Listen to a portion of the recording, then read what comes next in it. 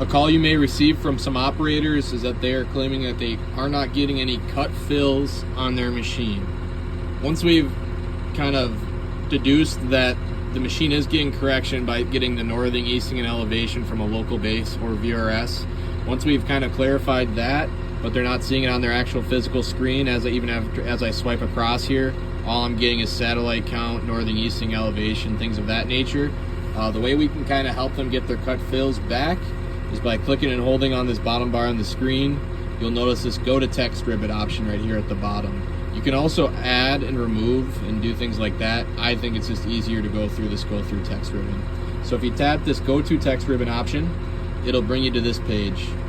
On this screen, you'll see everything on that bottom bar. If you're not seeing cut fills of any sort, then what we can do is hit this edit button on the bottom, and that'll actually bring up a whole bunch of more options that we can add or get rid of.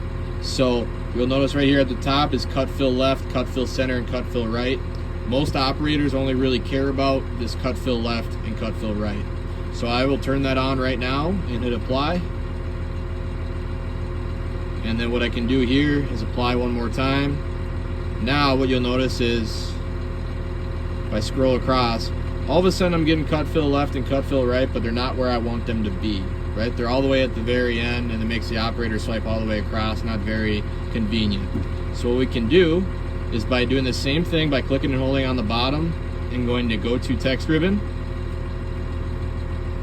Top to bottom is left to right on that menu. So if I want that cut fill left all the way at the start, I'll drag that all the way up to the top here, put it right there.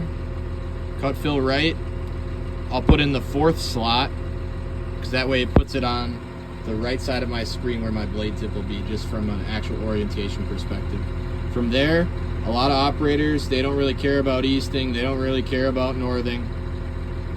What they care about is elevation, and if they're trying to follow a line of some sort, they can bring an offline, which will basically tell them if I am trying to follow a shoulder or center line, it'll tell me how far left or right I am of that line if I have it selected. So if I click apply here, swipe all the way over to the left. So right now, you can see here, now I got my cut fill left, and my cut fill right on this design, and my offline's blank.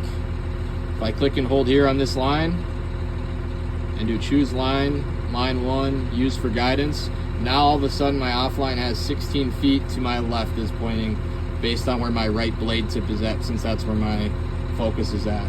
If I change my blade focus right up here on the right side to the left side, you'll notice that that offline moves over that 13-foot distance, which is the width of the blade.